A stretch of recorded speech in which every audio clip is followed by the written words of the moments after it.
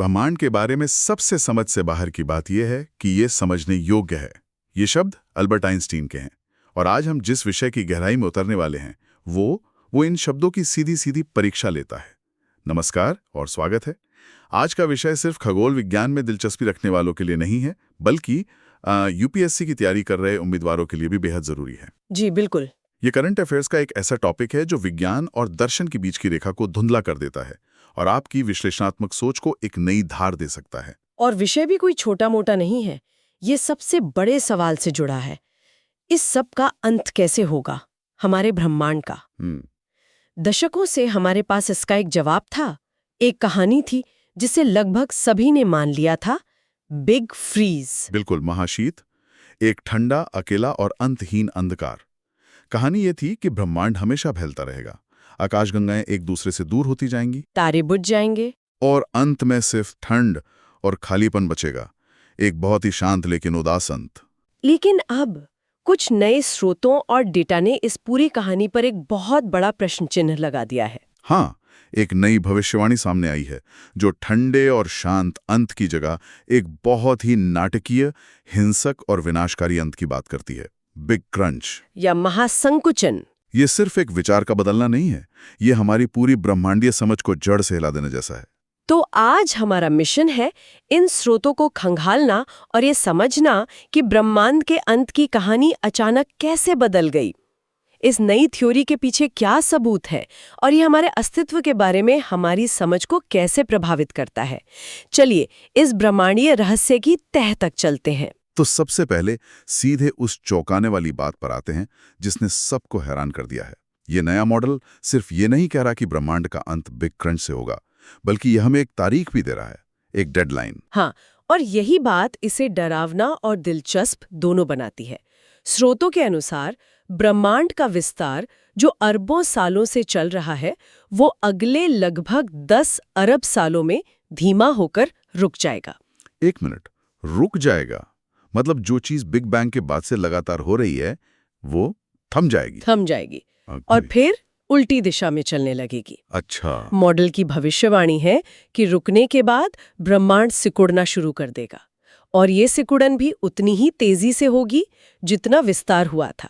और आज से लगभग 20 अरब वर्षों में सब कुछ, हर ग्रह, हर तारा, हर आकाशगंगा, यहाँ तक कि स्पेस टाइम खुद एक बिंदु में वापस समा जाएगा। एक महासंकुचन। जी, ये सोचना भी अविश्वसनीय है। लेकिन यहाँ एक बड़ा सवाल उठता है, क्या ये सिर्फ एक कंप्यूटर सिमुलेशन है, एक गणितीय अंदाजा, या इसके पीछे कोई ठोस आधार भी है? यही इस खोज का सबसे महत्वपूर्ण पहलू है।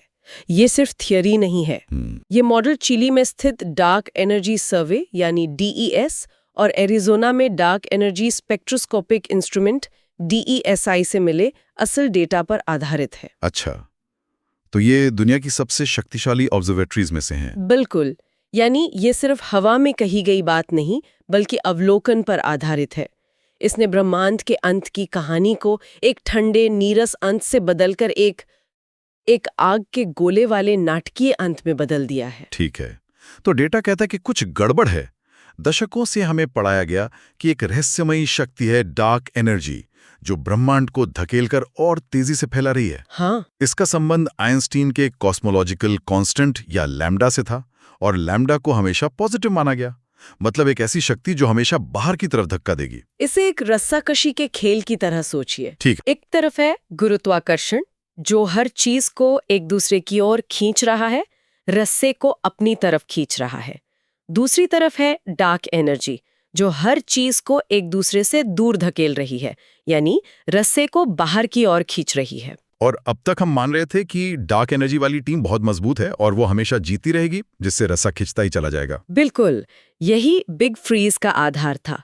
लेकिन ये नया विश्लेषण बताता है कि शायद हमने डार्क एनर्जी की टीम को जरूरत से ज्यादा आंक लिया। ये नया मॉडल कहता है कि ये लैम्डा समय के साथ बदल सकता है और नेगेटिव भी हो सकता है। नेगेटिव? इसका क्या मतलब हुआ? रस्साकशी के खेल में इसका मतलब क्या होगा? इसका मतलब होगा कि डार्क एनर्जी की टीम न सिर्फ थक रही है, बल्कि वो थक कर दिशा बदल लेगी। क्या मतलब? मतलब वो गुरुत्वाकर्षण की टीम के साथ मिलकर रस्से को अंदर की ओर खींचने लगेगी। ओहो। एक नेगेटिव कॉस्मोलॉजिकल कांस्टेंट का मतलब है कि गुरुत्वाकर्षण अंततः जीतेगा। जो शक्ति ब्रह्मांड को फैला रही थी वही उसके विनाशकारी संकुचन में मदद करने लगेगी।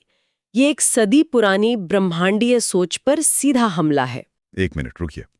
ये मानना कि ब्रह्मांड का विस्तार पलट जाएगा एक बहुत बड़ी बात है, लेकिन मेरे मन में एक सवाल है, कैसे? कौन सा ऐसा स्विच है जो अचानक बंद हो जाएगा और सब कुछ उलटने लगेगा? डार्क एनर्जी की टीम अचानक थक क्यों जाएगी?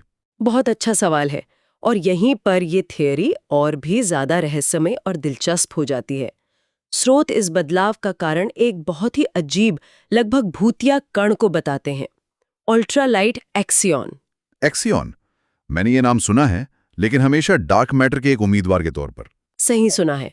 ये कण इतने रहस्यमयी हैं कि आज तक इन्हें किसी ने सीधे तौर पर देखा नहीं है। अच्छा। इन्हें ऐसे समझें कि ये ब्रह्मांड के भूतिया कण हैं। इनका वजन लगभग 0 है, ये किसी भी चीज के साथ इंटरैक्ट नहीं करते और इसीलिए इन्हें पकड़ना लगभग नामुमकिन है। ये हमारे शरीर के आर पार हर सेकंड करोड़ों की संख्या में गुजर रहे हैं और हमें पता भी नहीं चलता। तो ये मॉडल इन भूतिया कणों का इस्तेमाल कैसे करता है? ये मॉडल एक बहुत ही आकर्षक विचार प्रस्तुत करता है। ये कहता है कि ये एक्सियॉन्स अरबों वर्षों के दौरान धीरे धीरे डार्क एनर्जी की शक्ति के साथ इंटरैक्ट करते हैं। वे डार्क एनर्जी की शक्ति को सोख लेते हैं, जैसे कोई धीमी गति का जहर काम करता हो। ये इंटरैक्शन इतना धीमा और सूक्ष्म है कि हम उसे अभी महसूस नहीं कर सकते, लेकिन अरबों वर्षों के पैमाने पर इसका असर बहुत बड़ा होता है। यानी गुरुत्वाकर्षण की शक्ति उतनी ही है, लेकिन डार्क एनर्जी की शक्ति इन एक्सियॉन्स की वजह से धीरे धीरे कम होती जा रही है। ठीक यही बात है। और जब डार्क एनर्जी की शक्ति एक निश्चित सीमा से नीचे चली जाएगी, जो कि 10 अरब साल में होगा, जी, जो मॉडल के अनुसार अगले 10 अरब वर्षों में होगा, तो गुरुत्वाकर्षण का पलड़ा भारी हो जाएगा, रस्साकशी का खेल खत्म हो जाएगा और गुरुत्वाकर्षण रस्से को वापस खींचना शुरू कर देगा। लेकिन क्या ये एक बड़ी समस्या नहीं है? हम पूरे ब्रह्मांड का भविष्य एक ऐसी चीज पर आधारित कर रहे हैं जिसे हमने कभी देखा ही नहीं है। क्या ये विज्ञान से ज्यादा कल्पना नहीं लगती? ये एक वाजिब संदेह है और वैज्ञानिक भी इस बात को मानते हैं। लेकिन यहाँ दिलचस्प बात यह है कि भले ही एक्सियॉन अभी तक खोजे नहीं गए हैं, ये मॉडल पहली बार एक प्रशंसनीय तंत्र, एक प्लॉजिबल मैकेनिज्म प्रदान करता है। किस चीज के लिए? इसके लिए कि डार्क एनर्जी का व्यवहार समय के साथ कैसे बदल सकता है। पहले हमारे पास केवल ये अवलोकन था कि विस्तार तेज हो रहा है, लेकिन ये क्यों और कैसे बदल सकता है, इसका कोई स्पष्टीकरण नहीं था। ये मॉडल उस खाली जगह को भरता है। तो ये हमें एक दिशा देता है कि हमें आगे क्या खोजना है। बिल्कुल। तो अगर हम इस सबको एक साथ रखें, तो इसका हमारे लिए, हमारी समझ के लिए क्या मतलब है? स्रोत में एक सिद्धांतिक खगोल भौतिकविद डॉक्टर कैथरीन मैक का जिक्र है। जी। वो इस अध्ययन का हिस्सा नहीं थी, लेकिन उनकी एक टिप्पणी बहुत कुछ कहती है। वो कहती हैं, अगर एक्सियॉन वास्तविक हैं, तो ब्रह्मांड शाश्वत नहीं है। ये एक बहुत गहरी बात है। इसका मतलब है कि सब कुछ खत्म हो जाएगा का विचार अब केवल दर्शन या धर्म की किताबों तक सीमित नहीं है। सही। ये पहली बार ठोस डेटा और वैज्ञानिक मॉडलिंग से निकल कर आ रहा है। अगर ये मॉडल सही है, तो ब्रह्मांड का जीवन काल सीमित है और शायद गणना करने योग्य भी।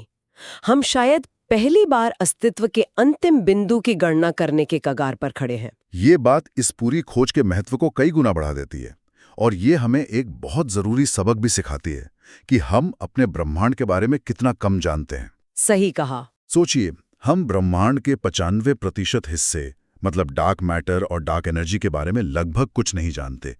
ये खोज हमें याद दिलाती है कि हम ब्रह्मांड के समुद्र तट पर केवल कंकड़ इकट्ठा कर रहे हैं। हमारा पूरा ज्ञान सिर्फ 5% पर आधारित है, और ये नया मॉडल उस 5% की नींव को भी हिला रहा है। बिल्कुल सही। और अब विज्ञान का अगला कदम इस मॉडल को परखना है। इस सिद्धांत की पुष्टि भविष्य के बड़े मिशनों पर निर्भर करेगी। स्रोत में नासा के स्फेयरेक्स मिशन, यूरोपियन अंतरिक्ष एजेंसी के यूक्लिड टेलीस्कोप और चिली में बन रही वेरा सी रूबिन ऑब्जर्वेटरी का उल्लेख है। अच्छा। ये सभी मिशन खास तौर पर डार्क एनर्जी के असली स्वभाव को पहले से कहीं ज्यादा सटीकता से जांचने के लिए डिजाइन किए गए हैं। तो आने वाले दशक में हमें इस ब्रह्मांडीय रस्साकशी के खेल का नतीजा पता चल सकता है। जी। इनसे जो डेटा आएगा वो या तो इस बिग क्रंच मॉडल को मजबूती देगा या फिर हमें वापस बिग फ्रीज की ठंडी अकेली सच्चाई की ओर ले जाएगा। तो आज के इस बातचीत का सार ये है कि एक नया डेटा समर्थित सिद्धांत ब्रह्मांड के अंत की कहानी को पूरी तरह से बदल रहा है। अब एक ठंडे और अनंत बिग फ्रीज के बजाय एक गर्म, घना और विनाशकारी बिग क्रंच की संभावना कहीं ज्यादा मजबूत दिख रही है। और इस नाटकीय बदलाव के पीछे की वजह डार्क एनर्जी का बदलता हुआ स्वभाव हो सकता है, जिसका संबंध उन रहस्यमयी भूतिया कणों एक्सियन से है जो शायद धीरे धीरे उसकी शक्ति को खत्म कर रहे हैं। संक्षेप में, ब्रह्मांड का एक निश्चित अंत हो सकता है और शायद हम उस अंत की उल्टी गिनती भी शुरू कर सकते हैं। अगर आपको ये विश्लेषण पसंद आया और आप विज्ञान और दुनिया के ऐसे ही जटिल विषयों पर अपनी समझ को गहरा करना चाहते हैं तो हमें फॉलो और सब्सक्राइब करना ना भूलें। और अगर आपके मन में कोई सवाल हैं तो कमेंट्स में जरूर पूछें। एक अंतिम विचार के साथ बात खत्म करते हैं। बताइए। आज के स्रोत ब्रह्मांड के अंत की बात करते हैं, लेकिन ये नया मॉडल अनजाने में एक और ज्यादा गहरी संभावना की ओर इशारा करता है, एक चक्रीय प्रकृति की। चक्रीय प्रकृति मतलब? सोचिए, अगर सब कुछ एक बिंदु में वापस समा जाता है, एक सिंगुलैरिटी में ढह जाता है, तो क्या ये एक नए बिग बैंग का बीज नहीं हो सकता? Big bounce. हाँ, बिग बाउंस का ये विचार इन विशिष्ट स्रोतों में नहीं है, लेकिन ये अगला तार्किक सवाल है जिस पर हमें विचार करना चाहिए। क्या हमारे ब्रह्मांड का अंत किसी दूसरे ब्रह्मांड की शुरुआत है?